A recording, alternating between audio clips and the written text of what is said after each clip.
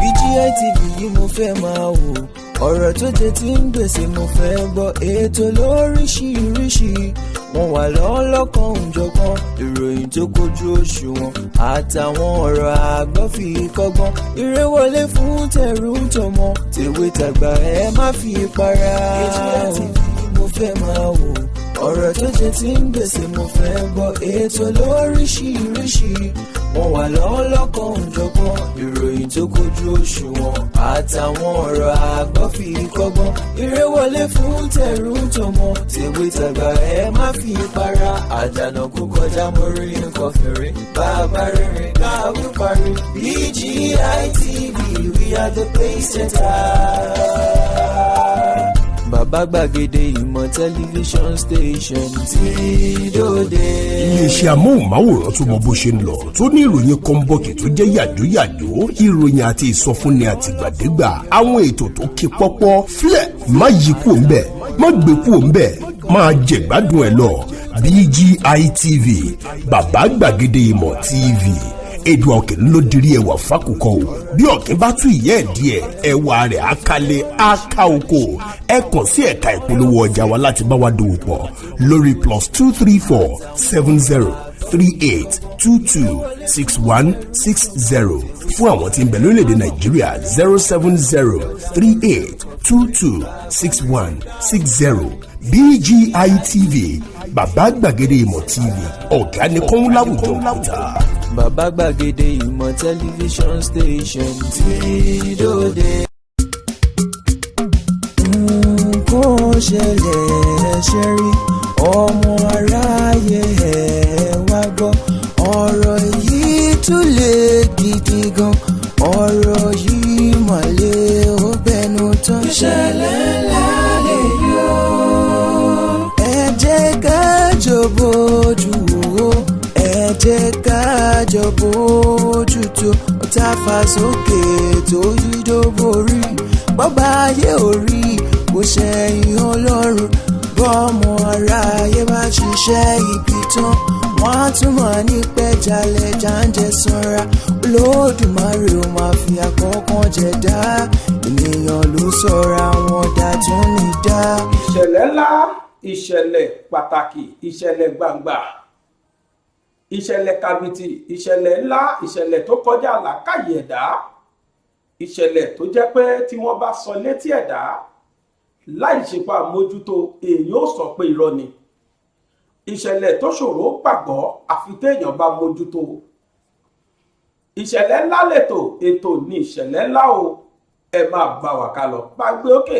bọ́mọ aráyé bá ṣiṣẹ́ ibi tán wọ́n á tún mọ̀ ní pẹ́jálẹ̀ jáǹjẹ sanra, Olódùmarè ó máa fi àkọ́kàn jẹ dá, ènìyàn ló sọra wọn dá tún ní dá, ẹ máa wí pọ̀lẹ́. Ìṣẹ̀lẹ̀ tó le, ìṣẹ̀lẹ̀ tó kọjá làákàyè, ṣé Yorùbá sọ pé ọ̀tá fà sókè yìí dóborí, ọ̀tá fà sókè yìí dóborí, bọ́ba ayé ò rí ìtọ̀run ńkọ́, Elédùmarè ọba òkè gbogbo tá à ń ṣe lábẹ́ odó ní rí wa, ọ̀tá fà sókè yìí dóborí, òkú iṣẹ́ o, kedere báyìí lolúwa mi wù ọ́, òṣèkà tó tẹsẹ̀ mọ́rin bọ́ba ayé ò rí ọ, ebi tọ̀run wù ọ́, gbogbo ẹni tó bá ń ṣebi láyé tó lòun mọ bí ṣe, irú ẹni bẹ́ẹ̀ yóò bẹ̀rù rẹ̀ níbodè. Ẹ gbọ́, ẹ bá ń pe gbogbo ẹni tó mọ ìkà ṣe o, ẹni kí wọ́n wá fetí gbéyàwó ọ̀rọ̀, nítorí pé kò sí àṣegbé láyé, àṣepamọ́ ló wà, pé ẹnìkan ṣe nǹkan kan gbé láyé yìí ó ń ṣe pamọ́ ni, bọ́ba yóò bá fìyà jẹ́, Olódùmarè ti bá tọ́jú rẹ̀ sí inú sàárè, kódà yóò bẹ̀rù ẹ̀ níbodè nígbà tó bá di àlùkìámọ̀. Ẹ gbọ́, gbogbo ṣèkàṣèkà kó máa rántí ọjọ́ àti sùn, gbogbo ẹni tó bá mọ̀ ká ṣe, ẹ sọ fúnrú wọn wípé ìkà ò pé o, ìkà ò sunwọ̀n, dáadáa rere báyìí náà ló pé. Àwọn tí wọ́n ṣèkà lánàá bo ni wọ́n wà, wọ́n ti ń jèrè ìkà wọn nínú sàárè, ẹni tó sì mọ dáadáa ṣe tó mọ rere ṣe, irú ẹni bẹ́ẹ̀ náà ti ń jèrè iṣẹ́ rẹ̀ nínú sàárè, ẹ bá mi ké sálára, ẹ ké sáyẹrò, ẹ ké sí ọwọ́ ọ̀rọ̀gún àga wípé kí wọ́n wá fetí gbéyàwó ọ̀rọ̀ nínú ìṣẹ̀lẹ̀ ńlá tòní. Ìṣẹ̀lẹ̀ ńlá lètò tí ẹ fẹ́ wò, ẹ wá nǹkan fìdílé tàbí kẹ́ fìdílé nǹkan, ẹ jẹ́ máa fẹlẹ́ ìṣèwọlé. Ṣé mi ò kúkú mọ̀ pójú ogun láyé? Èmi náà bá ti múra sílẹ̀ láti gba kékeré mi ni bá ti múra sílẹ̀ o. Ọgbọ̀n ẹnjíníà mi bá gbé Michael Adesi kí wọ́n lè mọ̀ pé tó ìṣẹ̀lẹ̀ ńlá ó ti dé ta. Mò ń bọ̀.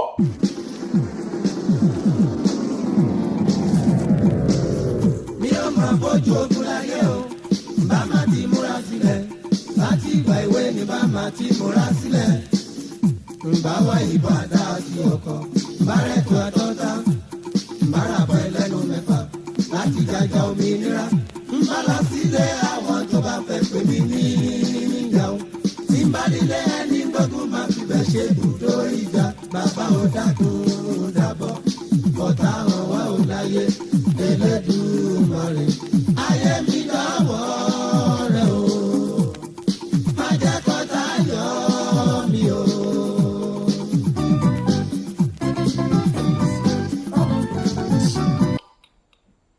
Olódù ọba òkè, ayé mi mà dọwọ́ rẹ̀ tó.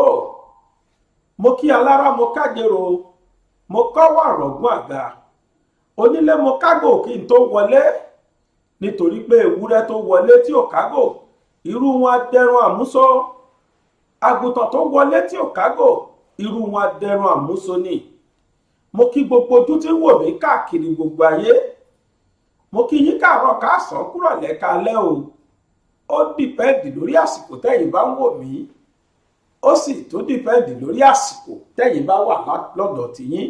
Ẹ sábà ń fi kíkí tó bá dáa sí i lásìkò tẹ́ ẹ wà yìí tẹ́ ń wò mí ní kedere. Ẹ ṣeun tẹ́ ẹ tó gbà mí láyè lọ́sẹ̀ yìí ní inú ilé yín. Ètò yín, ètò kan, ètò ìṣẹ̀lẹ̀ ńlá lórí BGI TV, bàbá gbàgede ìmọ̀ tẹlifíṣọ̀n. Òun náà lẹ́mà tó fẹ́ wò lóòrọ̀ yìí. Ẹ wá nǹkan fìdílé tàbí kẹ́ fìdílé nǹkan. Òní ní 20 nínú oṣù kejìlá ọdún 2021, 21st of December 2021. Èní ní ọjọ́ Monday tí gbogbo ayé nígbàgbọ́ sí pé ọjọ́ iṣẹ́. Lágbára Ọlọ́run ọba, iṣẹ́ náà ò ní dìṣẹ́ mọ́ wa lọ́wọ́ o. Gbogbo ẹni tí ń jẹ́ kan àbí kejì tí ń fi ń wá nǹkan jẹ kò mà ní dìṣẹ́. Ọkọ ọba àdá ọba ò ní ṣá wa lẹ́sẹ̀ o. Ọ̀sẹ̀ yóò gbè wá, mo sì fàsìkò yìí kí wa pé happy new working week. Lágbára Ọlọ́run, ọ̀sẹ̀ yóò jọ́sẹ̀ tá a fi pàtàn rí ní agbára Olódùmarè. Wọn ò ní wá wa tì lọ́sẹ̀ yìí, àníkú lọ́sẹ̀ yìí, ayé ò ní kéde kù wá lọ́sẹ̀ yìí lágbára Ọlọ́run. Mo dúpẹ́ lọ́dọ̀ Olódùmarè ọba tó dá mi, ọba lónìí, ọba lánàá, ọba ní ọjọ́ gbogbo, ọba tó tún gbà mí láyè látòtún rí ọ̀sẹ̀ yìí. Mo wá bí Ọlọ́run náà kó jẹ́ kójú mi tó rí bẹ̀rẹ̀ ọ̀sẹ̀ yìí kó rópin ẹ̀. Ọlọ́run má ṣàṣe bẹ́ẹ̀ fẹ́yìn náà, ẹ̀jẹ̀ àjọṣàmí. Ó yá ní pápápá kí n tó máa bẹ́tò yìí lọ, ó yá ní wìtìwìtì. Ẹ máa bá mi buwọ́lu ètò yìí, ẹ máa buwọ́lu ṣánẹ́ẹ̀lì yìí. Ẹ̀yin tẹ́ ẹ̀ bá tí ì ṣe bẹ́ẹ̀ tẹ́lẹ̀ ní ṣá o. Ẹ̀yin tí ẹ̀ bá tí ì subscribe sórí ṣánẹ́ẹ̀lì yìí, ẹ wo bí tí wọ́n kọ subscribe sí, kẹ́ bá wa tẹ̀ ẹ́. Nítorí wípé kájọ darapọ̀ mọ́ra wa náà ló dáa. Nígbà tó èèyàn 40, 50, 100,000 bá wo fídíò tó sì jẹ́ subscribers tá a ṣe nínú ṣánẹ́ẹ̀lì wa gan wọ 40,000. Níbo làwọn tó kù wà? Èyí fi yé mi pé ẹlòmíì nífẹ̀ẹ́ sí kó máa gbọ́rọ̀ ẹnu mi, kò nífẹ̀ẹ́ mi fúnra mi, kò sì nífẹ̀ẹ́ ṣánẹ́ẹ̀lì mi. Bó bá jẹ́ lódodo lẹ́yìn nífẹ̀ẹ́ mi, lẹ́nífẹ̀ẹ́ sí tí mò ń sọ, lẹ́sìn nífẹ̀ẹ́ sí ṣánẹ́ẹ̀lì wa, ẹ fi hàn látara ìbuwọ́lu subscribe ní kọ́kọ́. Aago kan wà lẹ́gbẹ̀ẹ́ subscribe yìí, Táíwò Kẹ́hìndé ni wọ́n. Subscribe lẹ́yìn náà kẹ́ẹ̀tẹ̀ aago Kẹ́hìndé lẹ́tẹ̀ yìí. Iṣẹ́ tá aago yìí fẹ́ ṣe ni pé tẹ́ ẹ bá ti tẹ̀ nǹkan kó jáde, wọ́n kọ all ẹ̀ṣá tẹ̀ yẹn náà. Ìtẹ̀ yẹn túmọ̀ sí wípé gbogbo ìgbà tí ètò bá ti ń gun orí YouTube channel wa lórí BGI TV, ẹ fẹ́ máa gbọ́ àlámù, wọ́n máa wá fún yín lálámù, wọ́n máa fún yín ní notification, yóò máa ṣàlàmì fún yín ìtumọ̀ tẹ̀tẹ̀ náà. Ó yá ní pápápá ẹ ṣe bẹ́ẹ̀, ẹ bá mi tẹ̀ láàárọ̀ yìí, ẹ bá mi tẹ̀ lásìkò yìí tó. ẹ jẹ́ á gbé agbada tòní kaná kájọ sí ọbẹ̀ ètò yìí, ó sì dá mi lójú pé ọbẹ̀ aládùn ni. ẹ jẹ́ á jọ rìnrìn àjò pápápá lórí ètò ìṣẹ̀lẹ̀ ńlá ti tòní. Ó yá. kejì tó sọ fún mi. Lọ́sẹ̀ tó kọjá a sọ fún wa ẹnìkan tó kọ̀kọ́ kúkọ̀ pé Timothy Adégòkè wípé ṣe ló bá ọmọbìnrin receptionist ó bá sùn títí tí yẹn tó fi kú sórí ẹ̀ ní o, wípé kò síkú míì tí Timothy kú ju eléyìí lọ. Gbogbo ayé mo rí ń tẹ́ ẹ kọ́, gbogbo ẹ̀yin tẹ́ ẹ wo fídíò yìí mo rí ń tẹ́ ẹ kọ́. Èèyàn bíi 33,000 sí 35,000 ló wo fídíò yìí, mo sì rí bíi 1,000 comments tẹ́yìn èèyàn pàṣì lé lórí wípé ẹ gbọ́ tọmọkùnrin sọ aláìnílàákàyè èèyàn pátápátá ni ló kọrú nǹkan báyìí. Gbogbo ń tẹ́ ẹ̀kọ́ ni mo gbọ́. Jẹ́jẹ́ wá mọ̀ pé bí mo ti bá yín sọ̀rọ̀ yìí ọ̀rọ̀ tún ti bẹ́yìn yọ fún Adédoyin. Bẹ́ẹ̀ ni ọ̀rọ̀ ti bẹ́yìn yọ fún Adédoyin nítorí pé òṣìkà tó tẹsẹ̀ mọ́rìn tó o bá rò pé ọba yóò rí ọ àbúrò pẹ́nìkan ò lè mú ọ, ó ti gbàgbé ní pẹ́lẹ́dùmarè lè mú ọ. Kò sí bẹ́ẹ̀ yẹn ṣe lè lágbára tó tí ó lágbára tó lọ́hùn ẹlẹ́dàá. Ọ̀rọ̀ ti bẹ́yìn yọ fún Adédoyin lẹ́yìn tí atótónu wáyé lórí autopsy tí wọ́n ṣe. Ṣé ẹ gbàgbé pa sọ pé n tó ń jẹ́ autopsy gangan ọ̀ríjìnà ẹ̀ ó wà lọ́wọ́ àwọn ọlọ́pàá, ṣùgbọ́n à ń bi àwọn ọlọ́pàá pé kí ló ṣẹlẹ̀ tẹ́ ẹ̀ tí ì fi autopsy yìí síta kí gbogbo ayé rí. Aṣọ nídìí táwọn ọlọ́pàá ò fi tí ì fi síta. Yorùbá ní ọmọ sósí ni lẹ́nu ó buyọ̀ sí, ìṣó ò ṣe é pọ́nlá, iyọ̀ ò ṣe é tú dànù. Ẹ mọ̀ pé àwọn iṣẹ́ míì wà fún àwọn ọ̀tẹlẹ̀múyẹ́ tí à ń pè ní CID. Iṣẹ́ míì àwà á rújú fún wọn, á jẹ́ iṣẹ́ tó jẹ́ pé láti lè sọ̀rọ̀ lé lórí yóò jẹ́ wàhálà. Bẹ́ẹ̀ tí wọn ò bá ṣòfin tó kí wọ́n wá fi ìdí kókò débi wọn ò lè sọ pé bóyá èèyàn jẹ̀bi àbí kò jẹ̀bi.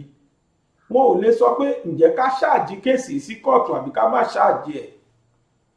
Ó dáa bí wọ́n bá ṣáàjì kéèsì sí kóòtù, ìwádìí ní máa ń sọ fún wọn irú ẹ̀sùn wo ni wọ́n fi kan ẹni tí wọ́n ṣáàjì sí kóòtù pé ẹ̀sùn báyìí ló ṣẹ̀. Ẹlòmíì wà conspiracy ló dáràn ẹ̀, kì í ṣe real murder. Ẹlòmíì wà manslaughter lásán ló ní, kì í ṣe murder. Ẹlòmíì sì wà ó dáràn conspiracy, ó dáràn murder, gbogbo ẹ̀ ló nìkan dáràn. Bẹ́ẹ̀yàn bá wá dáràn manslaughter tí wọ́n bá lọ fi murder kan ní kóòtù, torí pé murder capital offence ni, ìjìyà méjì ló wà fún murder. Ó tún dìpẹ́ndì lórí kí ni level wo ni murder yẹn wà. Àwọn murder kan wà tó jẹ́ pé murder ni àmọ́ ìjìyà ẹ̀ lè má ju 25 years lọ imprisonment. Wọ́n á ní kó sáré lọ fi péjà kó jókòó ọba, kó lọ fi jukú ọba fún ọdún 28, 25 years. Àwọn murder kan dẹ̀ wà tó jẹ́ pé kò sáàní àní àfikọ́ dájọ́ kú fún tàbí kan fún lẹ́wọ̀n gbére. Murder náà ni. Bẹ́ẹ̀ manslaughter ó dìpẹ́ndì lórí bí manslaughter òun ṣe wá strong tó. Ìjìyà manslaughter pọ̀ jù láyé bóyá ọdún 12. Kò lọ́wọ́ kúnú, kì í ṣe capital offence. Kódà ó wà bélébù, wọ́n lè béèlì ẹni tó commit manslaughter. Ìdí rèé tọ́lọ́pàá fi ṣe ìwádìí ní fínífínífíní lẹ́ẹ̀ṣẹ́ gbọ́ kí wọ́n sọ nǹkan kan lórí autopsy látijọ́ yìí bó tiẹ̀ ti rò kó jẹ́ pódòdó wà lọ́wọ́ wọn.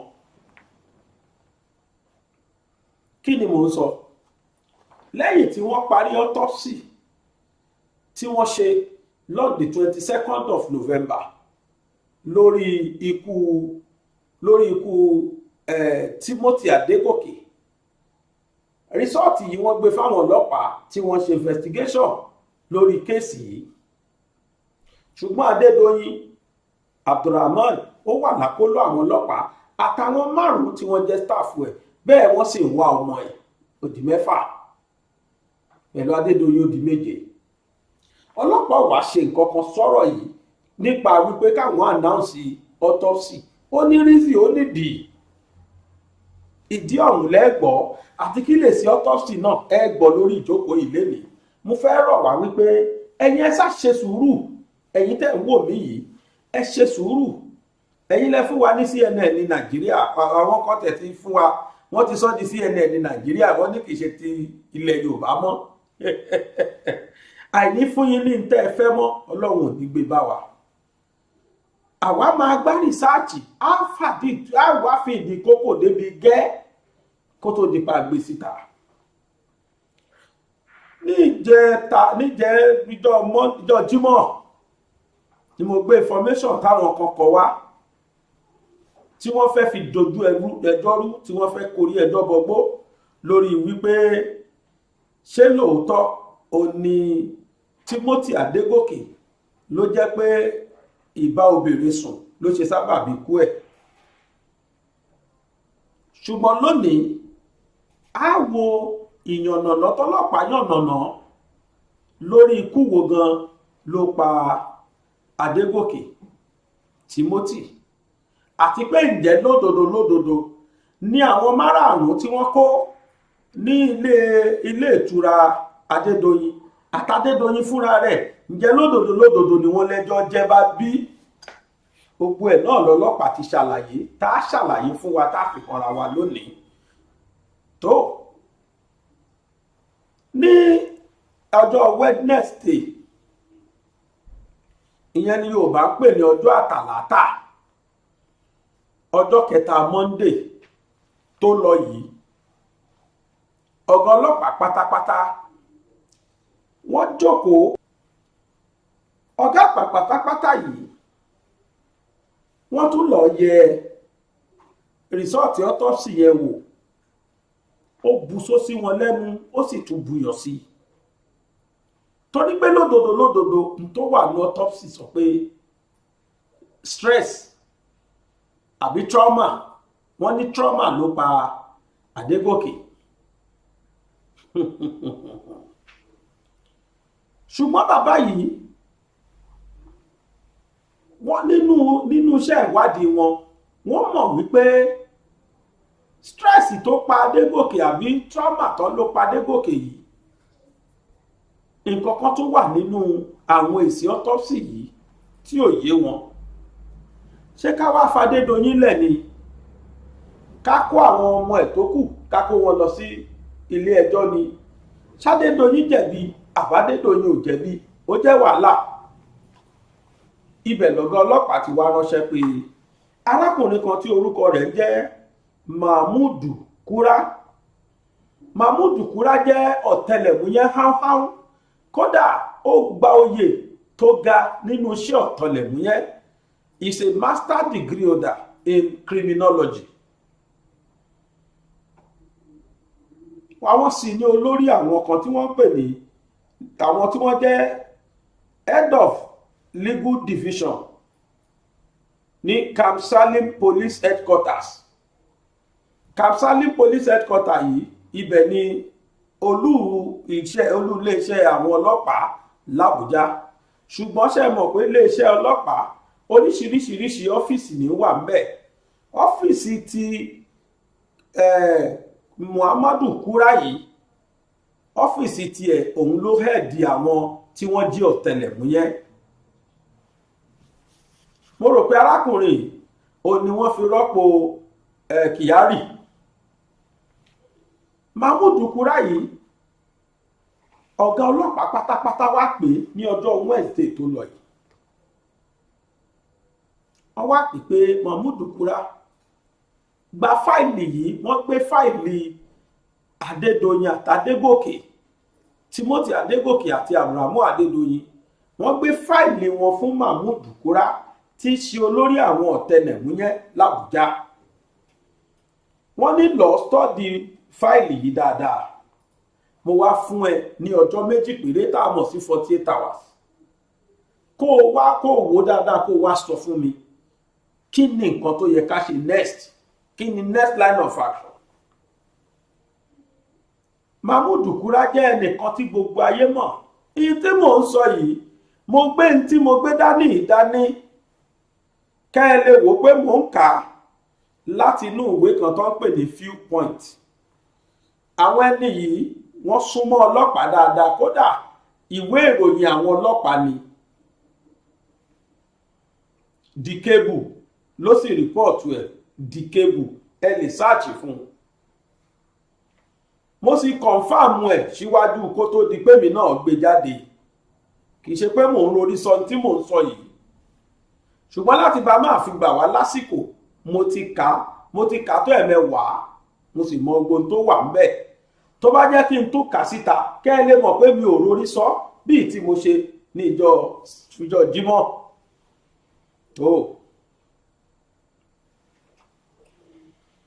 Wọ́n ní arákùnrin yìí ó ti ní rẹ́kọ̀dù tó dá láìmọye ìgbà rí dáadáa, tó jẹ́ pé tí ẹjọ́ bá ta kókó òun ó ṣe sùúrù yóò tú ẹjọ́ tó ta kókó yìí. Ìyẹn Mahmood tá à ń sọ yìí. Mahmood Kúrá ó gba fáìlì yìí ó mú lọ sọ́fíìsì ẹ̀.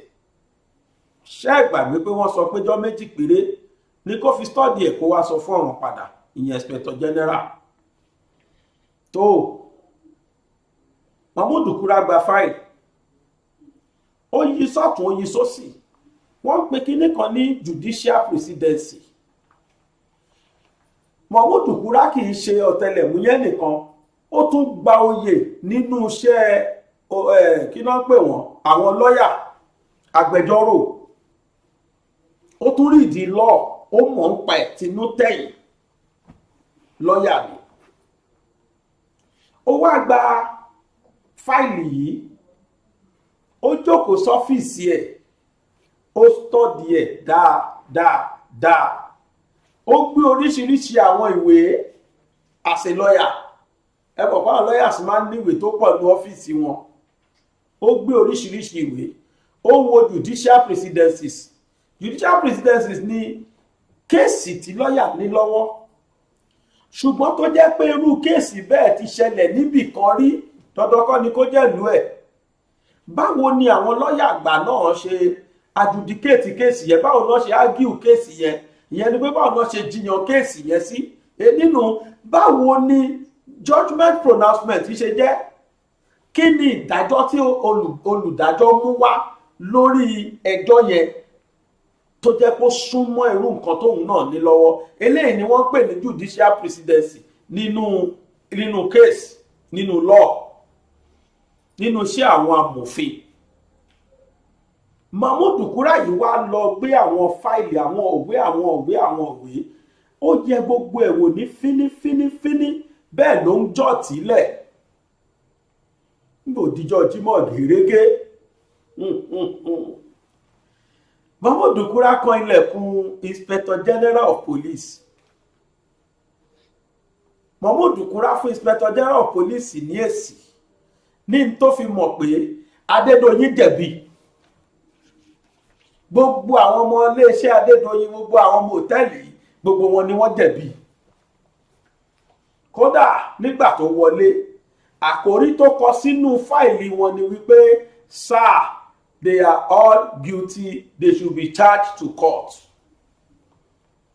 Tó sọ ni pé ọ̀gá, gbogbo àwọn tí wọ́n wà nínú kéèsì yìí pátá ni wọ́n jẹ̀bi o, gbogbo wọn ni kí wọ́n ṣáàjì sí court. Nígbà tó dọ́dọ̀ ọ̀gá rẹ̀, wọ́n ní ó wá bi ọ̀gá léèrè pé ọ̀gá mi sà, ṣé ẹ ti ṣetán láti gbọ́ tẹnu mi? Ìyẹn lòun ti ṣetán. Mo sáré summarize gbogbo tó ń ṣẹlẹ̀ látòkè mo máa wá ka n tó ṣẹlẹ̀ láàrin inspector general àti Mahmood Kura mo fẹ́ kà fún wa ká fetí ara wa gbọ́ tí bá ṣe ní kí n máa kà á pọ̀ jù fún wa now. nígbà tó wọbẹ̀ ó wá sọ báyìí fún inspector general ó ní now wọ́n ní Kura picked a bottle of water on the inspector general's table and without prompting pour it into his dried throat.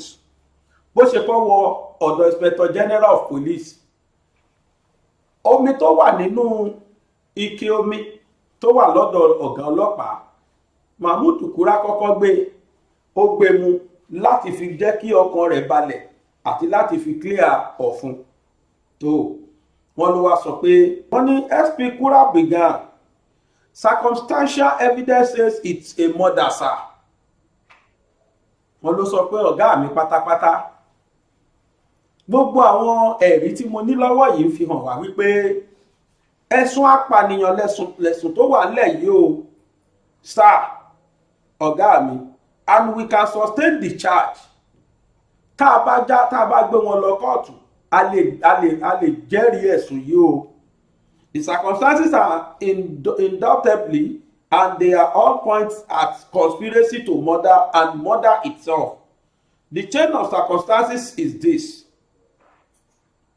ẹjọ́ ẹ tẹ́tí sáàrin yìí Kura sọ pé ọ̀gá mi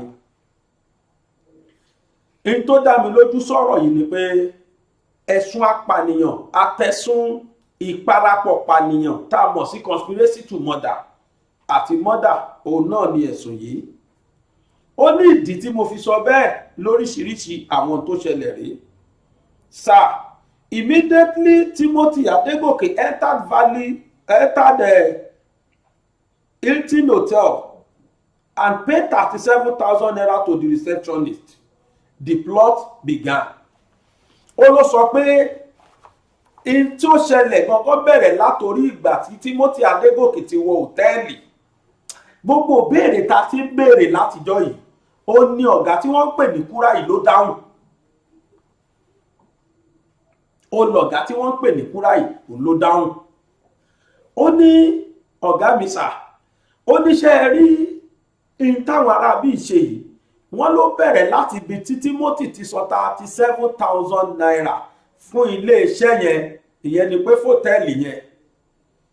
àkọ́kọ́ ni pé the plot began on the oblivious of the power of technology and faith that made him call his wife as he was entering the hotel. The conspirators assumed that the fact of where he lodged would be concealed from investigation.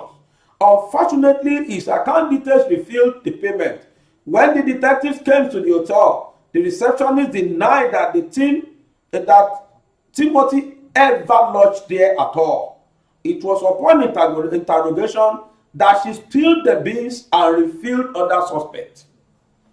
ọkùnrin yẹn ní tó ṣẹlẹ̀ ni pé pípè tí Timothy pe ìyàwó ẹ̀ wípé òun ti wà lọ́tẹ́ẹ̀lì o ṣùgbọ́n rẹ̀ òun wọ́n ní wọ́n mọ̀ pé tí Timothy bá sanwó sínú àkáǹtì àwọn lọ́tẹ́ẹ̀lì torí tí wọ́n ti plan láti ṣe fún Timothy tẹ́lẹ̀ tó bá dé wọ́n ní wọ́n mọ̀ pé tí Timothy bá sanwó sákáǹtì hòtẹ́ẹ̀lì yìí wọ́n á trace àkáǹtì yẹn wá sì mọ̀ wípé dandan Timothy lọ́ọ̀jì sí hòtẹ́ẹ̀lì àwọn nítorí ẹ̀ ni wọ́n ṣe ní kó sọ ni wọ́n ṣe fún ní àkáǹtì ẹni ọ̀tọ̀ Timothy ò lè mọ̀ tẹ́ bá débì kan sì tẹ́ fẹ́ rajà tán bá láwọn ò gba cash àbí ẹ̀ ní cash lọ́wọ́ ẹ fún mi lákáǹtì tí máa transfer sí àkáǹtì ọba fún yín lẹ máa transfer sí àkáǹtì tí wọ́n fún Timothy ló transfer sí wọ́n intentionally má fún Timothy lákáǹtì hòtẹ́ẹ̀lì yẹn láti sanwó sí ni èyí tó wá tẹ́lẹ̀ tí wọn ò plan láti ṣàbúrú fún àkáǹtì hòtẹ́ẹ̀lì yẹn ló sanwó sí. ẹlẹ́ẹ̀kejì tó wá wáyìí wọ́n mọ̀ọ́mọ̀ fún lákáǹtì ọmọbìnrin tí wọ́n fún ni wọ́n mọ̀ọ́mọ̀ má fún lákáǹtì hòtẹ́ẹ̀lì torí káṣírí wọn bá máa tú. Kaura sọ bẹ́ẹ̀ Muhammadu Kaura sọ bẹ́ẹ̀ bí Muhammadu Kura rádà ó sọ bẹ́ẹ̀. ó wá ní kò sí tó jẹ́ kí wọ́n ṣe bẹ́ẹ̀, ó ní tìtorí pípè tọmọkùnrin ti pè ìyàwó tán ti jọ sọ̀rọ̀ lójú wọn lọ ṣe bẹ́ẹ̀. Ó nítorí wọ́n mọ táwọn fẹ́ ṣe wípé àwọn fẹ́ pa ọmọkùnrin yìí. Ó ní láti bá máa tírèsì ọmọkùnrin dé ọ̀dọ̀ àwọn tí wọ́n bá rí wípé ó sanwó sákàǹtì àwọn. Ó nígbà tán bá yẹ fóònù ẹ̀ wò ní wọ́n á mọ̀ pé Hilton Hotel ló sanwó sí. Ó ní kán bá máa mọ̀ bẹ́ẹ̀ ni wọ́n ṣe ní kó sanwó sákàǹtì ọmọ yẹn. Kúráwá ní pé ṣùgbọ́n o, unfortunately technology ti jẹ́ ká mọ̀ wípé anything téèyàn ibikíbi téèyàn bá sanwó sí á reflect, pé ló fi reflect sákàǹtì ọmọbìnrin yìí tí wọ́n fi wá rí. Why the suspect alibi was that they found his dead body.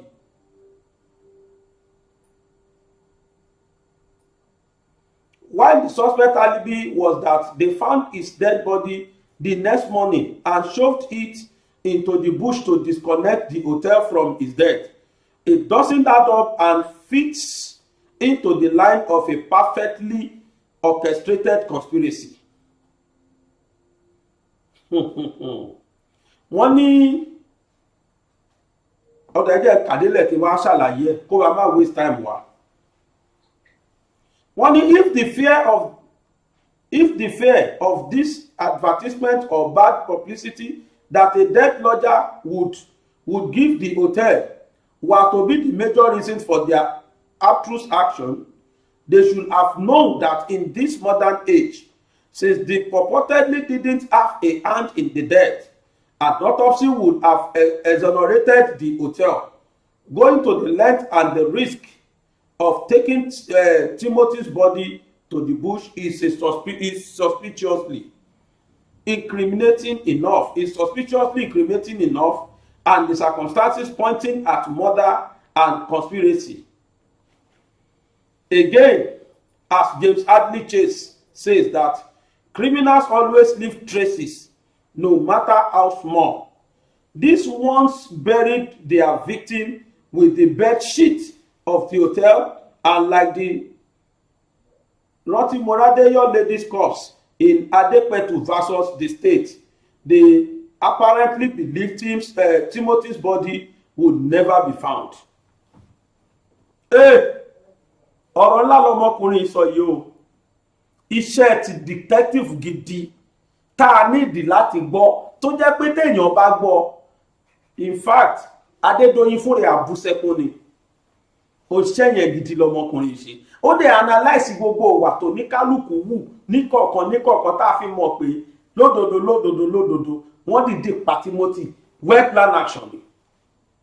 Ọmọkùnrin ní kò ṣe gbọ́ sétí, kò sì ṣe defend, kò ṣe parọ́ ẹ̀ wípé lódodo làwọn arábí ìṣeṣẹ́ tí wọ́n ṣe ìdí ni wípé lódodo làwọn arábí yìí mọ̀ọ́mọ̀ pa Timothy. Wọ́n ní ìdí tá a fi sọ bẹ́ẹ̀ ni pé tó bá jẹ́ ní tìtorí ìbẹ̀rù wípé tí wọ́n bá mú wa ó lè ba hòtẹ́ẹ̀lì wa jẹ́ wípé èèyàn kan kú sóòtẹ́ẹ̀lì wa, ó ní tó bá jẹ́ bẹ̀rù yìí ni wọ́n ṣe mọ̀ọ́mọ̀ sáré lọ sí Timothy. Ó ló yẹ kí làákàyè wọn ti sọ fún wọn pé tí wọ́n bá ṣe autopsy kí ló pa Timothy. Ó ló yẹ kí làákàyè wọn sọ fún wọn wípé autopsy àfírí hòtẹ́ẹ̀lì yẹn àtàwọn tó ń ṣiṣẹ́ ń bẹ̀ pé ó fọwọ́ rọrí kú ni. Tó bá jẹ́ pé wọn ò dédé sáré lọ sí kí wọ́n filẹ̀ kí wọ́n pọlọ́pàá, wọ́n á ṣe autopsy, wọ́n á dẹ̀ free gbogbo wọn. Ó lẹ́lẹ́ẹ̀kejì ni pé James Hadley Chase sọ pé kò sí bí a ṣe bí kan ṣe máa ṣe bí sí tí ò ní fi àmì kékeré kan sílẹ̀ tá a lè fi rí mú. Ó wá judicial presidency tí mo sọ yẹn ó tún wá sọ ń bì báyìí wípé ó dàbí ẹjọ́ kan tó wà láàrin Adépetu Moradeyo ladies corps. Ó ní Rántí Moradeyo bí wọ́n ṣe pa pẹ̀lú ẹnìkan tó ń jẹ́ Adépetu tó pa pẹ̀lú ìgbẹ́jọ́ tí state bá ṣe yẹn ni pé tí gọ́fìmẹ̀ntì bá Adépetu ṣe nínú pípa tó pa Rántí Moradeyo, kéèsì kan tó ti lọ ni. N tó ṣẹlẹ̀ ń bẹ̀ lòun náà ilé ìnáwó pè ní judicial presidency. Ó wá ń sọ bẹ́ẹ̀ wípé eléyìí fi yé wa wípé ìfi aṣọ hòtẹ́ẹ̀lì yìí wé Adégòkè Timothy tí wọ́n fi lọ sí, ó ló dá wa lójú pé hòtẹ́ẹ̀lì yẹn rò pé láéláé wọn ò lè túlé kò kú Timothy náà ṣe bẹ́ẹ̀. Kúrá tó ń sọ̀rọ̀ síwájú pé ó ló sọ pé òun pe ìkan nínú àwọn pathologist tó jẹ́ ọ̀rẹ́ tòun, ibi táṣìírí wà rèé o. Ó ló sọ pé òun pe Kúrá lòun pe ọ̀rẹ́ òun kan tó jẹ́ pathologist, ó lóun wá sọ fún pé ṣó possible ẹni tó kú yìí wọ́n sọ fáwọn pé ó ní severe trauma. Ó ní pathologist yẹn wá sọ fóun pé bẹ́ẹ̀ ni a ní severe trauma lójú oorun nígbà tó bá jẹ́ wípé wọ́n gbá ní nǹkan lórí tó fi kú ni, pé wọ́n gbá nǹkan mọ́ lórí látojú oorun. Ó ní ìgbá nǹkan mọ́ọ̀yàn lórí máa fa trauma fún yàn. Ó ní ìdí nìyẹn tí autopsy yẹn fi ń sọ wípé trauma ni tó pa. Ó ní ìdí nìyẹn tí autopsy fi ń reveal bẹ́ẹ̀ pé trauma ni. Ó ní trauma yẹn mí wípé wọ́n gbá nǹkan mọ́. Ó ní trauma yẹn mí pé wọ́n gbá nǹkan mọ́ Timothy Adégòkè lórí látojú oorun, pé wọ́n fọ́ nǹkan mọ́ lórí ni. Ó ní dẹ̀ fífọ́ nǹkan mọ́ lórí ní kọ̀kọ́. Ó ní Timothy tún bá wọn struggle tó fi kú. Ó ní pathologist yẹn sọ bẹ́ẹ̀. Ó lóun wá sọ kó dáa ìfún ẹ̀ tí wọ́n ló ń jẹrà yìí kọ́. Ó ní pathologist ní bẹ́ẹ̀ ni. Ó ní I interview a pathologist who told me that the severe trauma in the pathologist report is ambivalent and could as well mean that the deceased was hit with an object leading to his death. According to him, the decomposition of the internal organ could be as a result of a corrosive acid intentionally poured into the deceased's mouth at death. The mark found pathologist on his neck cannot be accidental as well. It could mean that he was strangled. If we had the carbon dating technology in Nigeria, it would have been easier to determine whether the wound on the remains neck was pre or after the death. Tim was healthy from the evidence we gathered and not suffering from any illness. And he was said to have attended a meeting in Akure, hale and hearty. Ṣé rí ọmọkùnrin ó ti bá wa dáhùn gbogbo ìbéèrè tá à ń béèrè látijọ́ yìí. Ó dẹ̀ ti ṣàlàyé irú ikú tó pa Timothy Adégòkè. Ó ní pé wọ́n fọ́ nǹkan mọ́ Timothy Adégòkè lórí ni. Ó ní bákan náà ni pé gbàrà tí wọ́n pa tán, ó ní wọ́n da corrosive yẹn ni pé nǹkan apanirun nǹkan oró kan bíi acid. Ó ní wọ́n dà sí lẹ́nu. Ó ní wọ́n mọ̀ọ́mọ̀ dà sí. Ó ní ikú yẹn ṣe well planned action. Ó ní wọ́n mọ̀ọ́mọ̀ da acid yẹn sí lẹ́nu kó lè wọnú ẹ̀ kó lè jẹ́ kí fún ẹ̀ tètè jẹrà. Ó ní bákan náà ni pé egbò kan wà níbi ọrùn ẹ̀. Ó ní n tó fà á ni pé n tó fa egbò yìí ni pé níbi tí ó nínú kó jẹ́ pé nígbà tí wọ́n fọ́ nǹkan mọ́ lórí tó wọ́n wá yí lọ́rùn strangled to death. Wọ́n fún pa. Ó wá ní pé nǹkan kan ò sí Nàìjíríà tí wọ́n ń pè ní carbon. Ó ní pé carbon kìíní yìí ó ní ká ní carbon dating technology ó ní ká ló wà Nàìjíríà ni. Ó ní ìbáfihàn wá wípé egbò tó wà lọ́rùn Adégòkè Timothy ó ní ìbáfihàn wá pé bóyá lẹ́yìn tán pa tán ni àbí ńgbà tí wọ́n fẹ́ pa ní nǹkan ìṣẹ̀lẹ̀ sí i. Ó ní bákan náà ni pé irọ́ pátápátá ni o wípé ìkan ṣe Timothy Adégòkè tó fi fọwọ́ rọrí kú, ó ní rọ́ ni. Ó ní ìdí tó fi jẹ́ rọ́ ni pé ó ní Timothy calm tó fi kú ni. Ó ní definitely ó lára ẹ̀yà torí pé ó sì lọ káàkiri pàápàá jùlọ tún lọ ṣe meeting l'Ákúrẹ́. Ó ní definitely ó lára ẹ̀yà kò sí tó ṣẹlẹ̀ sí. Ó tún wá sọ pé the disappearance of a major suspect in the alleged crime said to be the Chief Adetayo, the hotel owner's son, and one who allegedly participated in the process of taking Timothy's body into the forest, is a circumstantial thread that the link is further to the committal of the crime. Ibi tó ti mú Adédoyin mọ́ rèé o, tó ti l'Adédoyin ò lè free o, ẹ máa gbọ́. Ó ní lílọ sí sálọ tí ọmọ Adédoyin tó ń jẹ́ Abdulrahim sálọ. Ó ní pé tó dẹ̀ jẹ́ pé Abdulrahim yìí gangan ó ní ṣíàmánu ẹni tó ní kí wọ́n lọ gbé ọmọ ìdààmú síbì kan tó jóun gan ni prime suspect tó sì jóun ló pàṣẹ. Ó ní léyìí gan ló tún mọ̀ọ́mọ̀ tó wá kó Adédoyin sí inú wàhálà yẹn kó mọ̀ ń pa ẹ̀. Ẹ máa wá gbọ́n tó wí. Ó ní we must ensure we bring him to book. We must get mobile phone service providers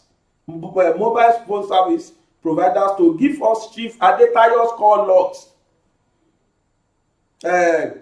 Chief Adedoyin's call logs, and all Chief's call and discussion between the time of Timothy arrived at the hotel and the time of disposal of the corpse. How frequent did he speak with his son Abdulrahim or any of the accused? What did they discuss? It is arrant nonsense to say that just okay, ẹ fi yẹn lẹ̀. Now, ọmọkùnrin yìí sọ pé ẹ lọ bá àwọn tí wọ́n ń ṣe tọ́mọ̀ nípa fóònù bóyá bí MTN àti Airtel èyíkéyìí line tí Adédoyin bá ń lò, ẹ lọ bá àwọn tí wọ́n jẹ́ service provider ẹ̀. Tó bá jẹ́ Glo ẹ lọ bá wọn Glo, ẹ lọ sí Glo office. Tó bá jẹ́ MTN lọ sí MTN office. Tó bá jẹ́ Airtel ẹ lọ sí Airtel office. Ó yẹ lọ track gbogbo nǹkan tí gbogbo kọ́ọ̀lù tí Adédoyin gbà, discussion tí Adédoyin ní pẹ̀lú ọmọ ẹ̀ tàbí èyíkéyìí nínú àwọn tí wọ́n mú yẹn, discussion tí Adédoyin ní láti ìgbà tí Timothy ti wọ hòtẹ́ẹ̀lì wọn àti dèní àti di ìgbà tí wọ́n fi rí ọmọ Adédoyin mọ́ yẹn. Ó ní ẹ lọ máa track gbogbo kọ́ọ̀lù tí Adédoyin gbà, ẹ lọ track ẹ̀. Tó wáyé discussion tó wáyé láàrin Adédoyin àtọmọ ẹ̀, discussion tó wáyé láàrin Adédoyin àtẹnikẹ́ni nínú àwọn tí wọ́n mú as criminal, as accused, as suspect lọ́tẹ̀ẹ̀lì ẹ̀, discussion tí wọ́n jọ ní ẹ lọ track wọn wá. Ó léléyìí á fi hàn wá wípé Adédoyin mọ̀ ń pa ọ̀rọ̀ yìí.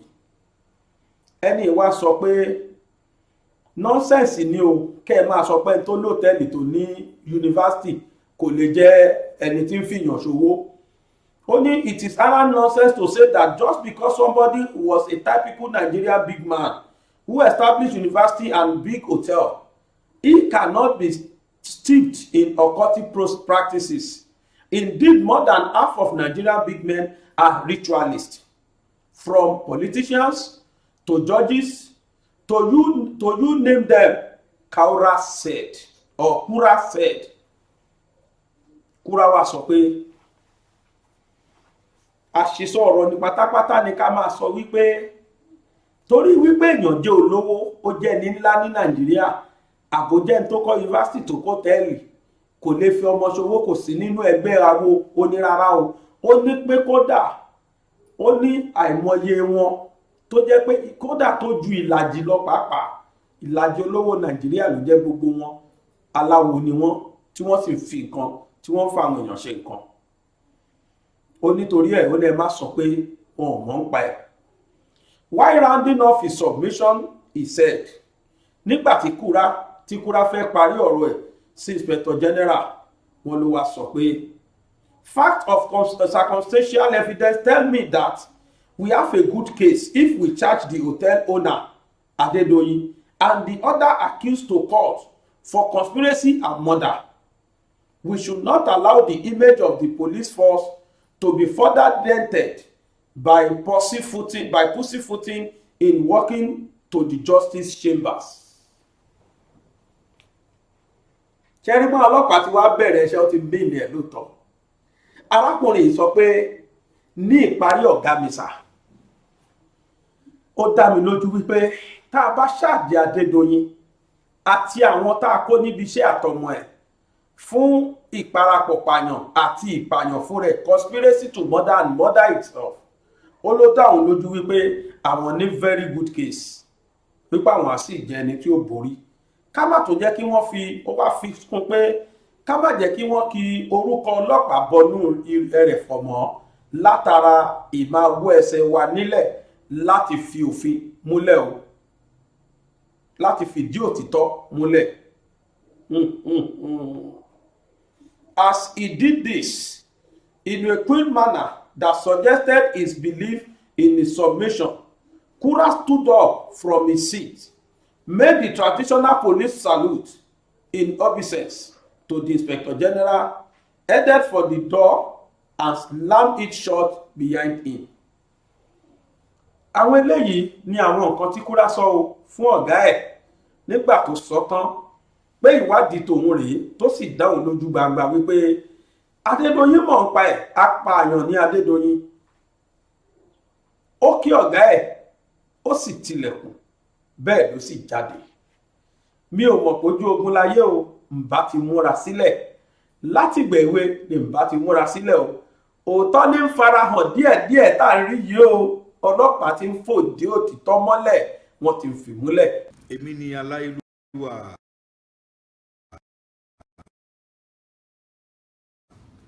ọba dókítà Adédòkun Ọmọnìyí Àṣọlá Bọ́lárìn aróyin kẹ́yè kínní ọ̀ràngún ti ìlú Òkè Ìlá ní ìpínlẹ̀ Ọ̀ṣun. Ẹ̀yin èèyàn wa, mo rọ̀ yín o, ẹ máa bá mi wo BGI TV, bàbá gbàgede, olólùfẹ́ Yorùbá ni, ó fẹ́ òótọ́ sísọ, ó máa fẹ́ràn àwọn ènìyàn, ó fẹ́ràn wa nílẹ̀ Yorùbá. Ẹ máa wo ibi tó yẹ ká máa wò ní gbogbo ìgbà, ibi tá a bá dẹ̀ ti lè ran ilé iṣẹ́ yìí lọ́wọ́, ẹ jẹ́ ká ràn wọ́n lọ́wọ́. Wọ́n ń ṣe nǹkan tọ́lọ́run nìkan wá ṣe ni. Ojú wa ò ní fọ́ o, etí wa ò ní di o, iléeṣẹ́ náà kò ní dàrú, iléeṣẹ́ náà á máa dàgbà sókè. BGI TV, ẹ má fi ṣeré. Bóyá lẹ tiẹ̀ mọ̀ pé àlá jẹ́ ohun ìjìnlẹ̀ tó ń fi ohun tó pamọ́ hàn ni, àti ìgbésẹ̀ tó kù láti gbé. Ìgbàgbọ́ ọ̀pọ̀lọpọ̀ ni pé àlá gọ̀.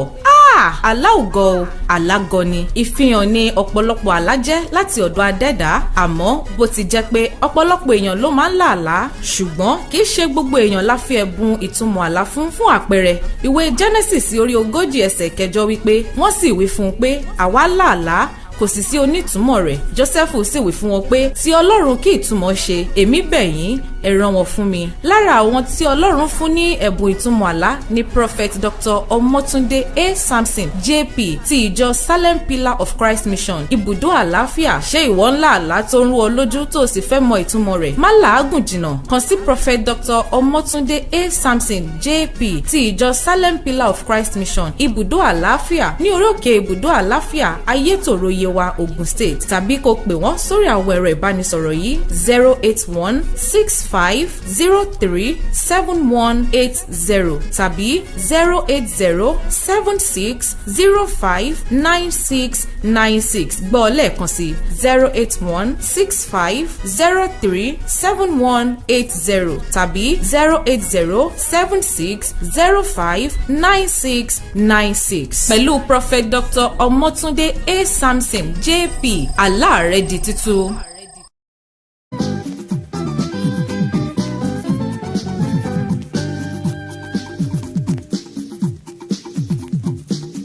Mi ò máa bójú ogun láyé o, bàbá ti múra sílẹ̀, láti ìgbà ìwé ni bàbá ti múra sílẹ̀. Bá wá ìbọn àdá àti ọkọ̀, bá rẹ̀jọ àtọ́ta, bá rà pẹ́ lẹ́nu mẹ́fà, láti jàjà òmìnira. Ń bá lọ sílé àwọn tó bá fẹ́ pè mí ní ìjà o, tí ń bá nílé ẹni gbogbo máa. Tó ẹ káàbọ̀ padà. ẹ̀yin tí ẹ bá lá àlá kan àbí kejì ẹ kàn sí Prophet Samson, wọ́n bá yín túmọ̀ àlá yín ní tó túmọ̀ sí wọ́n sọ fún yín. tó Adédoyin bí wọ́n ti kọ́ akọ́fù sí lọ́wọ́ lásọ yìí o, bó ti jẹ́ pé kò lè jàbọ́ lórí ọ̀rọ̀ yìí. Inspector General of Police yẹn ni pé ọ̀gá àwọn olórí àwọn ọlọ́pàá pátápátá ní Nàìjíríà, Usman Alkali Baba, tí wọ́n ti ṣe pé arákùnrin kan tí orúkọ rẹ̀ jẹ́ Mohammed Kura tí í ṣe ọ̀gá pátápátá fún àwọn ọ̀tẹlẹ̀múyẹ́ tí wọ́n wà nínú iṣẹ́ ọlọ́pàá. Ohun tí Mohammed Kura tó mú bọ̀ nínú ohun tóun náà rí sí fáìlì yìí, bó ṣe jẹ́ wípé ó kọwọ́ bọlé, ó kọwọ́ boko, ó kọwọ́ bọ Adédoyin lẹ́nu o, ó sì kọwọ́ bọ̀ níkùn. Ó jẹ́ ká mọ̀ pé Adédoyin gan ò, kódà òdodo ló jẹ́ póun gan lọ́wọ́ lẹ́sẹ̀ sí i. Bákan náà ni pé ogun táwa ń rò tẹ́lẹ̀tẹ́lẹ̀ wípé kò pọ́síbù, kò lè ṣeé ṣe, kò mọ̀ ń pa ẹ̀. Bàbá Ahmed Kura, Mohammed Kura sọ pé gbogbo wọn ni wọ́n mọ̀ ń pa ẹ̀, ọ̀daràn ní gbogbo wọn. Bó sì ṣe jẹ́ ó ṣàlàyé ẹ̀ níkọ̀ọ̀kan lọ́rìn kìnìún. Àṣé àwòdì òkè ni tí ò mọ̀ para lẹ̀ ń wò òun. Àṣé gbogbo tá a bá ṣe láyé yìí, àṣé àṣegbé kan sí láyé ìgbẹ̀yìn báyìí ni ká máa rò. Gbogbo tó ní kálukú bá ṣe ní òkèèrè ẹ̀ o. Abdulrahman Adégòkè, Abdulrahman Adédoyin, gbọ́ ọlọ́pàá ló mọ̀ ń pa ẹ̀, wọ́n ló mọ̀ ń pa ẹ̀. Ká máa wá fetíléko gbàkigbà tí wọ́n bá ṣáàjì wọn sí kóòtù, tí wọ́n sì fẹnu ara wọn ṣàlàyé gbogbo nǹkan tí Mohammed Kura tó bá bọ̀ torí tó sì ṣàlàyé tá a fi ti ara wa gbọ́ yìí. Gbogbo ẹ̀ lẹ ti gbọ́ lẹ́kọ̀ọ̀kan níkọ̀ọ̀kan. Mohammed Kura sọ pé géèmù tí wọ́n play yìí wọ́n ti gbálẹ̀, wọ́n ti retí ẹ̀ lẹ̀. Bí ẹran wọn ṣe dé ìwọ̀ tí wọ́n dẹ sódò, bí ẹja ṣe débẹ̀ báyìí, ó ní wọ́n ti bẹ̀rẹ̀ sí ní fi gèrè wọn gbé ẹja o. Nípa wípé àkọ́kọ́ ń tọ́kọ́ ṣe òun náà ni wípé wọ́n mọ̀ọ́mọ̀ má jẹ́ kí Adégòkè Timothy, wọ́n mọ̀ọ́mọ̀ má jẹ́ kó sanwó sí àkáǹtì òtẹ́ẹ̀lì wọn. Àkọ́kọ́ káṣírí bá máa tú torí wọ́n ti mọ tú táwọn fẹ́ pa. Ẹlẹ́ẹ̀kejì ni wípé dájúdájú àwọn fúnra wọn ni wọ́n fi nǹkan gbá Timothy Adégòkè lórí o, lélẹ́yìí tó dájú. Bákan náà tún ni wípé Muhammadu Kura jẹ́ ká mọ̀ wípé Adédoyin mọ̀ ń pa ọ̀rọ̀ yìí. Ó ní láti lè proof òun wípé Adédoyin mọ̀ ń pa ẹ̀ láti jẹ́rìí sí i. Ó ní kí wọ́n make sure wípé kí wọ́n lọ sọ́dọ̀ àwọn tí wọ́n provide MTN, tí wọ́n provide the network providers, kí wọ́n rí gbogbo wọn, MTN ní Airtel, gbogbo line tí Adédoyin bá lò. Ó ní kí wọ́n make sure pé wọ́n lọ síbẹ̀, wọ́n lọ clone gbogbo conversation Adédoyin pẹ̀lú àkọ́kọ́ pẹ̀lú ọmọ ẹ̀ Abdulrahim, ẹlẹ́ẹ̀kejì pẹ̀lú àwọn èyíkéyìí nínú àwọn staff rẹ̀ nínú hòtẹ́ẹ̀lì yẹn tí wọ́n kó. Ó ní gbogbo conversation wọn láti gbàrà tí Timothy Adégòkè ti wọ hòtẹ́ẹ̀lì wọn títí dìgbà tí wọ́n fi rókú ẹ̀ tí Abdulrahim Adédoyin fi sá lọ pé kí wọ́n lọ clone ẹ̀. Wọ́n á rí òtítọ́ ọ̀rọ̀ wíbẹ̀ wípé Adédoyin mọ̀ ń pa ẹ̀. Bákan náà ni pé ó tún wá ṣàlàyé lórí wípé stress trauma tí wọ́n sọ pé ó pa Timothy Adégòkè, ó ní bẹ́ẹ̀ ni, ó ní torí pé tí wọ́n là mọ́ Timothy Adégòkè lórí ó lódodo ló fà á. Kódà mi ò kabì kan bẹ̀, mo rántí kó sọ nípa eegun ẹ̀tàn ló kán. Eegun ìtàn ni wọ́n ń pè ní fẹ́mọ̀. Eegun ìtàn ni wọ́n ń pè ní fẹ́mọ̀. Ó ní fẹ́mọ̀ ẹ̀ tí wọ́n sọ pé ó kán yẹn, ó ní pé ibẹ̀ gan ni wọ́n ti gbé ẹ̀jẹ̀. Màá tún padà lọ sínú ọ̀rọ̀ yìí, mo fẹ́ tún kà, mo gbàgbé láti ka ibẹ̀ yẹn jáde ni. Ó wà nínú ẹ̀ wípé kódà òun gbọ́ pé fẹ́mọ̀ ẹ̀ kán. Ó ní fẹ́mọ̀ tó kán yìí, ó ní dájúdájú ibẹ̀ ni wọ́n ti drain ẹ̀jẹ̀ jáde. Ó ní kódà nínú àwọn cortic, ó la fi rí láìmọye ìgbà wípé ẹ̀jẹ̀ gangan ni wọ́n ń lò jù, ẹ̀jẹ̀ gan ló dáa jù láti lò fún anything. Kódà ju ẹ̀yà ara lọ. Arákùnrin sọ bẹ́ẹ̀, ó ní ẹ̀jẹ̀ gan ló pàtàkì ju ẹ̀yà ara lọ fún nínú àwọn tí wọ́n bá ṣe occultic. Ó dẹ̀ tún ṣàlàyé judicial presidency, ìyẹn ni pé irú kéèsì bẹ́ẹ̀ tó ti ṣẹlẹ̀ rí tó jẹ́ pé ẹ̀jẹ̀ nìkan ni wọ́n lò. Ó ní so tí wọ́n sọ nú autopsy wípé nǹkan kan ò dín lára ẹ̀, ó ní wọn ò nídìí láti mú nǹkan lára ẹ̀. Ó ní kí ló kan lẹ́sẹ̀, ó láwọn ni wọ́n ṣe lẹ́sẹ̀ ni wọ́n ṣe nítan tí wọ́n fi mú eegun tó wà nítan ló ń jẹ́ fémur, ló ń jẹ́ humerus tí ẹsẹ̀ gbọ́ọ́rọ́ ní ń jẹ́ fémur. That is to say eegun ẹsẹ̀ yẹn ni wọ́n kán. Ó ní tó jẹ́ kọ́kàn lẹ́jẹ̀ ni wọ́n gbà mẹ́. Ó ní bákan náà ni pé ó ní níbi ọrùn ẹ̀, ó ní bíi pé wọ́n dúwà bẹ́ẹ̀. Ó ní tó fà á ni pé ó ní wọ́n ṣe ìdà kó jẹ́ kán tó pàdé lẹ́yìn tán pátán. Ó ní bákan náà ni pé ló fi dá wa lójú wípé wọ́n fún ní nǹkan mu nǹkan olóró. Ó ní wọ́n dà sí lẹ́nu láti tètè jẹ́ kí fún ẹ̀ jẹrà nígbà tí wọ́n bá sin. Ó ní ni wọ́n ṣe bẹ́ẹ̀. Ó ní pátápátá, ó ní fífi aṣọ tí wọ́n fi aṣọ òtẹ́ẹ̀lì wọn wé Adégòkè. Ó ní wọ́n ti fọkàn sí pé láyéláyé kò sẹ́ni tó lè túlé kan àwọn, nítorí pé tí wọ́n bá wọnú fóònù Adégòkè tí wọ́n discover pé lóòótọ́ ló transfer owó, ta ló transfer owó sí, ó ní wá rí pé kì í ṣe òtẹ́ẹ̀lì àwọn. Ó ní gbogbo kínní, ó ní well plan action, ó ní géèmù tán ti gbálẹ̀ ni. Ó ní torí ẹ̀ sà ọ̀gá mi pátápátá Usman Baba, Inspector General of Police, ó ní this case is a murder case. Ó ní wọ́n pa Adégòkè Timothy ni o. Conclusion ọlọ́pàá rèé, ó lẹ́yìn náà gbọ́ live and direct tá a kà fún yín. That is to say, láìpẹ́ yìí ọlọ́pàá ó gbé àwọn Adédoyin, wọ́n gbé wọn lọ kóòtù kó má yà wá lẹ́nu tá a bá gbọ́ bẹ́ẹ̀. Èyí tó wá ṣe mí kàyéfì ni pé ṣé Yorùbá bọ̀ wọ́n ní ajá mọ́mọ́ tiẹ̀ fún lọ́mú, ó mọ́mọ́ tèkúrú kì mọ́lẹ̀ o. Ni wọ́n bá tún sẹ́ẹ̀dì ọ̀rọ̀ yìí sí mi o pé tó àwọn ẹbí Adédoyin wọ́n mà ti ń pariwo wípé ẹ má jẹ́ kí bàbá wa, ẹ̀gbọ́n wa, ọkọ wa, ẹ má jẹ́ kó kú sínú àtìmọ́ o. Ẹ̀yin ọlọ́pàá, ẹ má jẹ́ kí Adédoyin kú sí àtìmọ́ torí kò mọ́wọ́ mẹsẹ̀.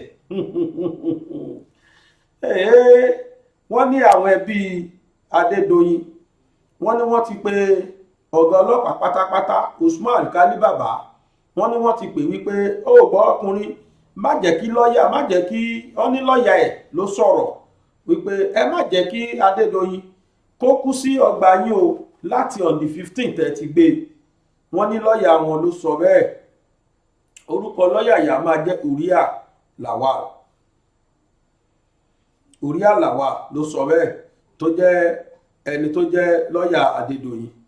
Wọ́n ní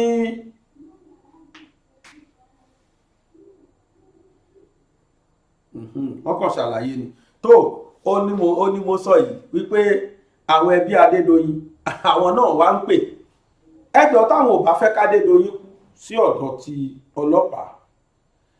Kí ni kẹ́bí Adégòkè Timothy wá ṣe o? Ajá mọmọ tiẹ̀ fún lọ́mú, ó mọmọ tèkùrú kì mọ́lẹ̀. Bí wọ́n bá níkùn kó ṣèkà tó o bá rántí ikú gáà kó ṣòtítọ́. Nígbà tí bàbá àti ìyá, ìbí ìtúrẹ o, bàbá àti ìyá parapọ̀, wọ́n sì ta ọmọ kékeré ọmọ oṣù kan tí wọ́n bí, wọ́n tà á fún aráàta. Eléyìí ṣẹlẹ̀ ní Dẹ̀búrẹ́mọ, ibẹ̀ ló ti ṣẹlẹ̀. Wá bí mí pẹ̀lú ni wọ́n tà ní 50,000. A gbé nínú Ojúmọ́ Aláyọ̀ wa láàárọ̀ yìí, kódà á tún gbé nínú níùsì wa. Ẹ ṣàtẹ̀tílé kó sí níùsì wa, ẹ gbọ́ fúlì nínú níùsì wa. Ẹ rí pé ṣẹlẹ̀ ńlá ni. Ọwọ́ ọlọ́pàá ti wá tó àtọkọ àtìyàwó wọn kì í ṣe Yorùbá, àmọ́ Rẹ́mọ Ìjẹ̀bú ni wọ́n ń gbé.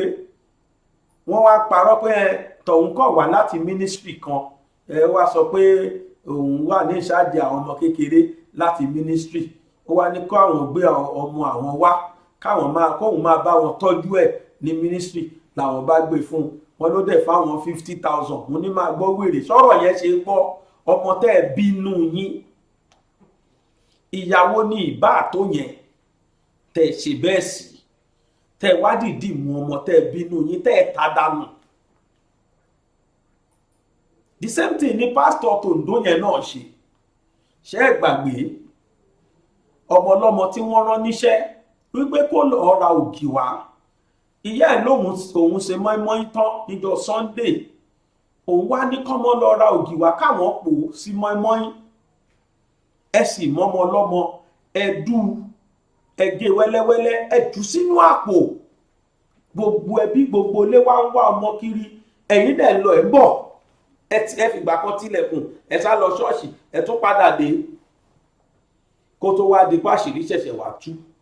Wọ́n wá padà rí ọmọ yìí ní inú ilé wọn, nínú àpò mi tí wọ́n dì sí. Ṣáyé tá a wà yìí náà rí ṣáyé tá a ní pẹ́ fílẹ̀ yìí. Mo máa ń sọ gbogbo ìgbà pé owó ayé ni ó parí sí, owó ayé ni ó parí sí. Àwọn kan ti lo ayé yìí rí tí wọ́n fọmọ ṣòwò, kí ló gbẹ̀yìn wọn? Báwa náà rí wọn, bẹ́ẹ̀ bá rí wọn ẹgbọ́n nù tán.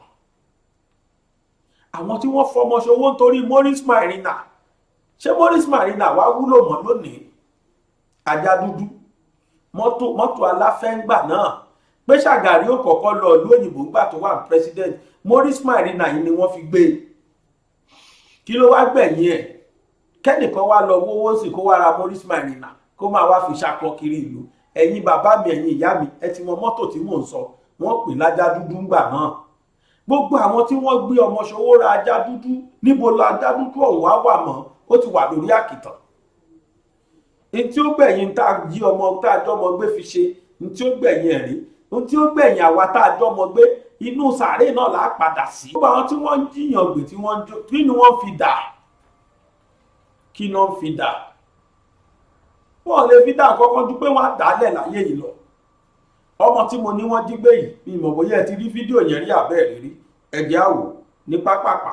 Kẹ́ ẹ gbọ́rọ̀ lẹ́nu ìyá ọmọ yìí fúnra ara ẹ̀. Àwọn kan la ní wọ́n jẹ́ ọmọ gbé, ni wọ́n lọ yìí, ni wọ́n gbé ọmọ bíbí inú wọn, ni wọ́n tà ní 50,000. Ǹjẹ́ ẹmọ tọ́mọ yìí ó dà lọ́la? Àìlè ìjọmọ lọ́mọ gbé ni o, ni wọ́n dù, wọ́n wá sínú àpò, wọ́n wá parọ́ mọ́mọ wọn pọ̀ mọ́ àwọn kan ní brain problem. Ẹ̀jẹ̀ àwò ní pápápá mò ń bọ̀.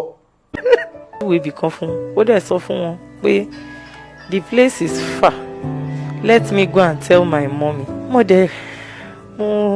Mo padà lọlé, mi ò rọ́mọ mi, mo dẹ̀ bẹ̀rẹ̀ sí ní pariwo ládùúgbò.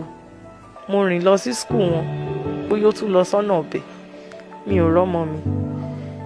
Ilé ibi tí wọ́n náà ti rí òkú ọmọ mi ni mo kọ́kọ́ lọ, torí pé máa yẹn ẹ̀gbẹ́lé wa ló ń gbé. Èèyàn mímọ̀ wa dáadáa ni, ọmọ mi máa ń pè wọ́n ní grandpa grandma. Ibẹ̀ ni mo ti kọ́kọ́ pariwo, torí ọ̀nà kan wà lẹ́gbẹ̀lé wọn tó link sọ́dọ̀ wa. Mo bẹ̀rẹ̀ sí ní pariwo Démiládé, Mr. Ọlájìgá jáde. Ó ní kí ló ṣẹlẹ̀? Mo ní mò ń wá Démiládé pé mo rán lógì.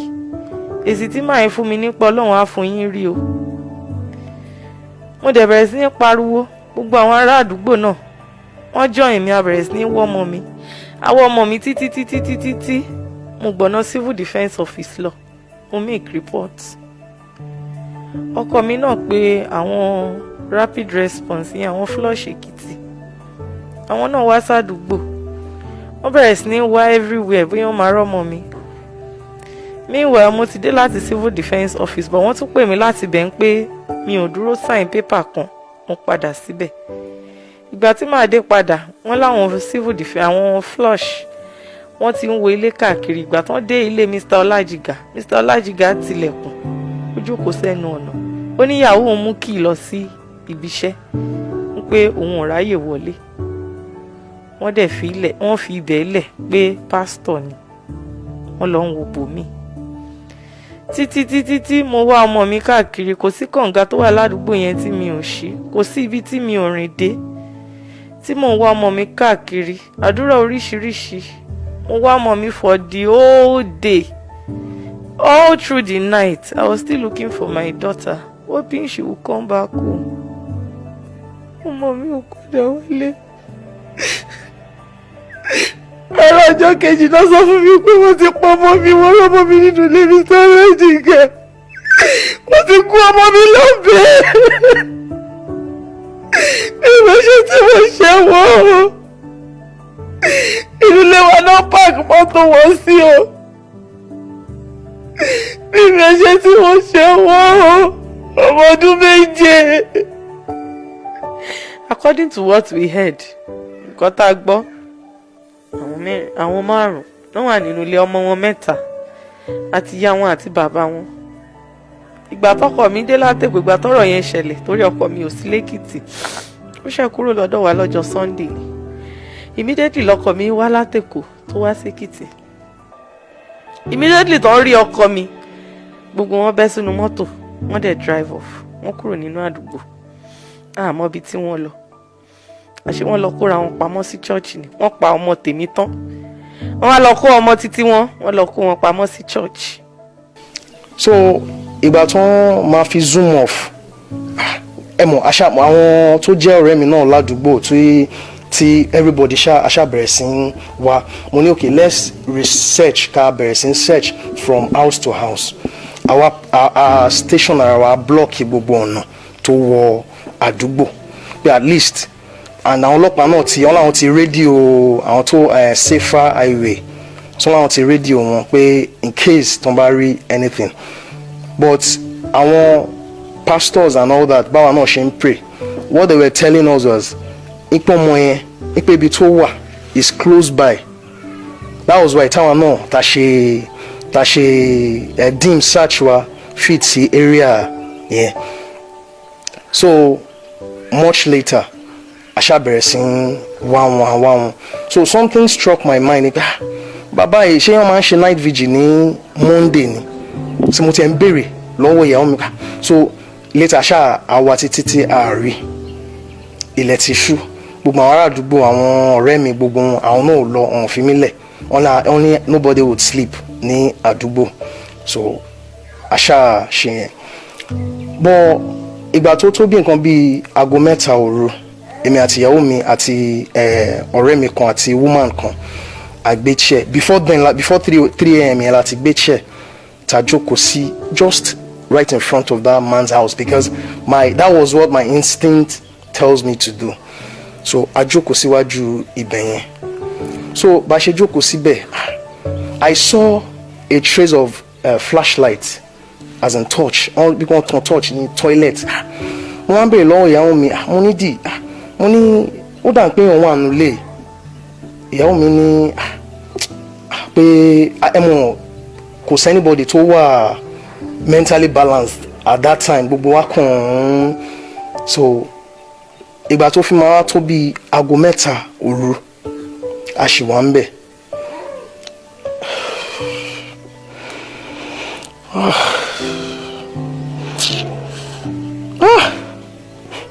Mo rí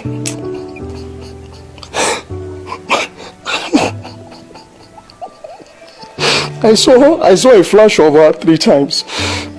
I saw her moving. Mo rí Demilade lẹ́ẹ̀mẹ́ta. As in mo rí kó move. So mo sọ fún ọ̀rẹ́ mi pé àbí nǹkan kan tí ń ṣe mí ni, àbí mo dà pé mo rí Demilade tó move báyìí, tó kọjá báyìí. It occurred 3 times.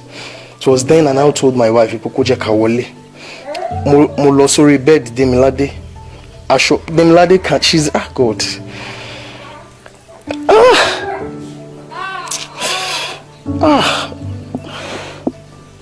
Demilade kò lè sùn láì lo aṣọ ìbora.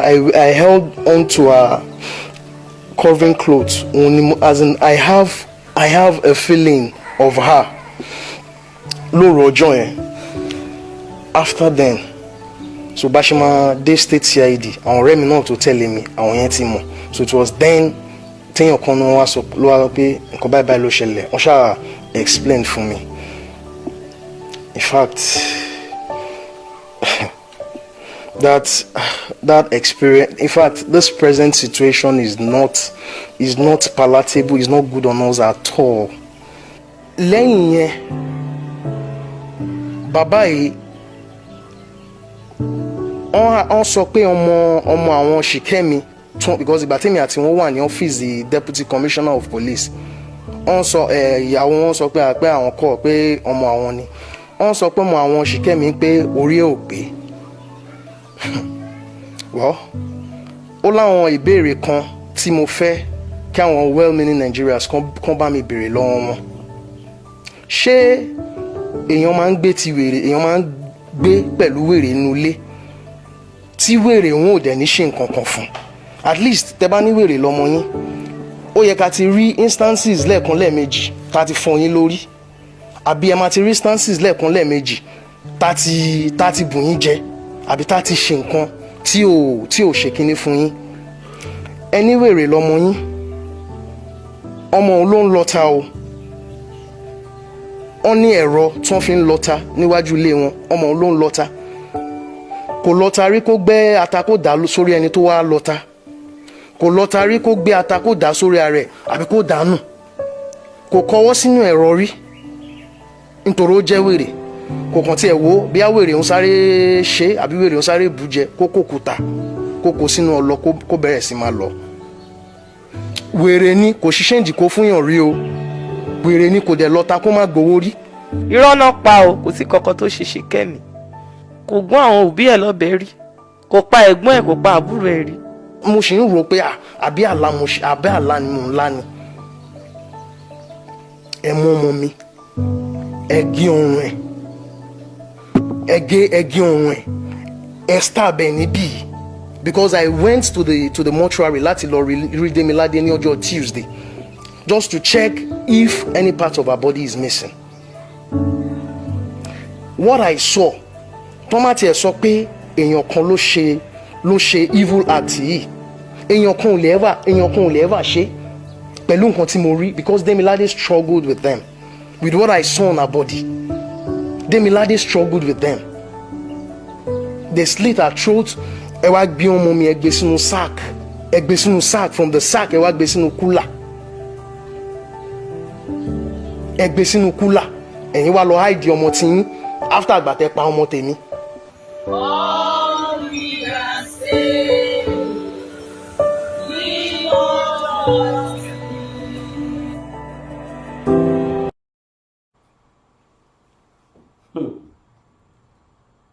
òun náà la gbọ́ yìí, ẹ lè ti rírí ẹ dẹ̀ lè má rírí. Bí wọ́n ti pa Demilade lọ́fẹ̀ẹ́ lófò, òun náà lè gbọ́ yìí. Wọ́n rán ọmọ kékeré yìí iṣẹ́ ni. Ní tó ṣàyà mí lẹ́nu ọjọ́ mẹ́ta yìí ni pé kí ló dé tá a dájú tó báyìí náà nísìn Nàìjíríà yìí? Kí ló dé tá a ya ẹja lẹja ń jẹ sọ́ra?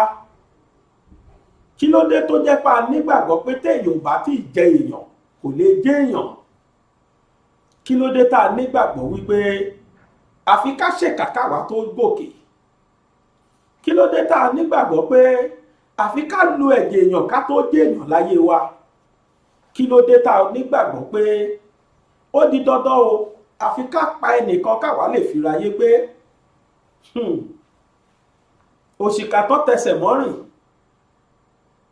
ó bẹ̀rù ẹ̀ ń bodè ó dì pamọ́ ni.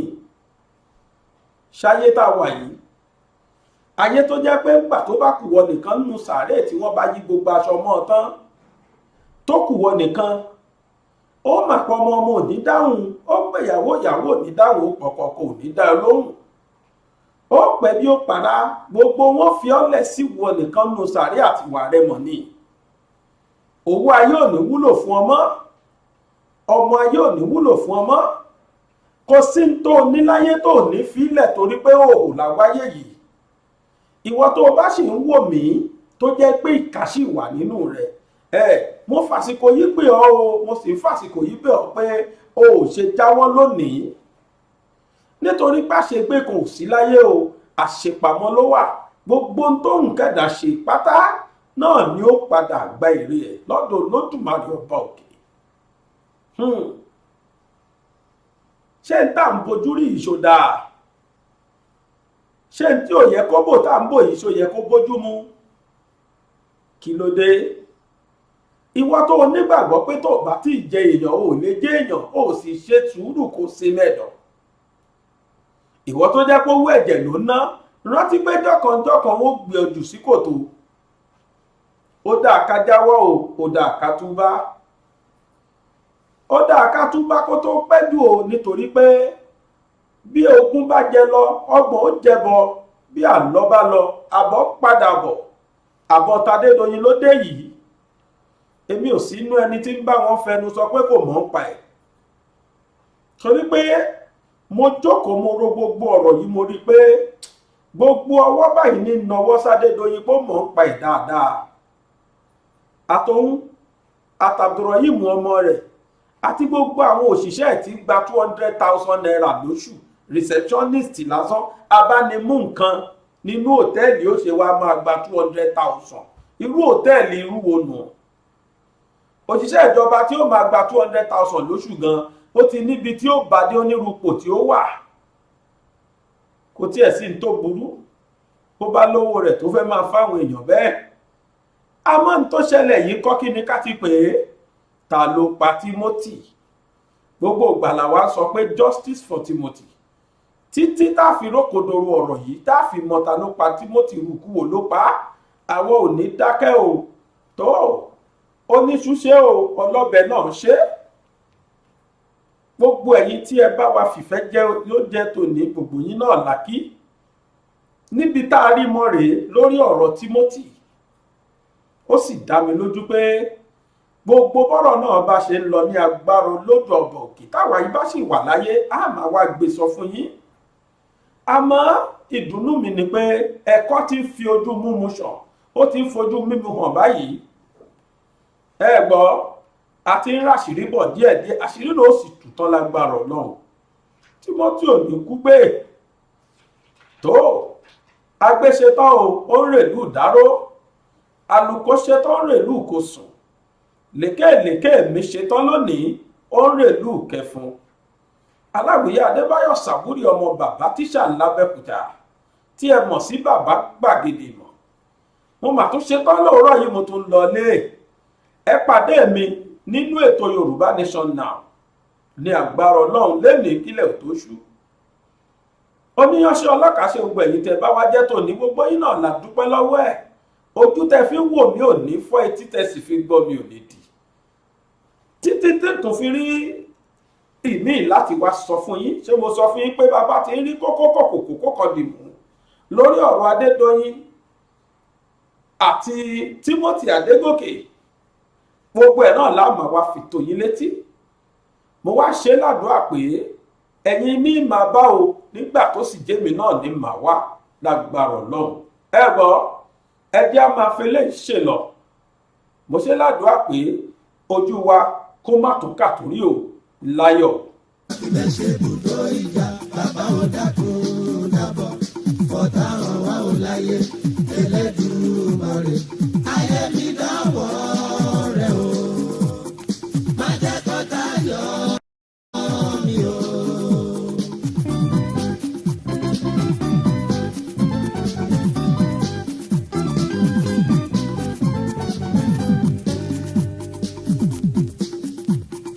Ogun ayé àṣẹ kì í ṣe ti bọ́. Ogun ayé kì í ṣe padà bọ̀ àti bọ́.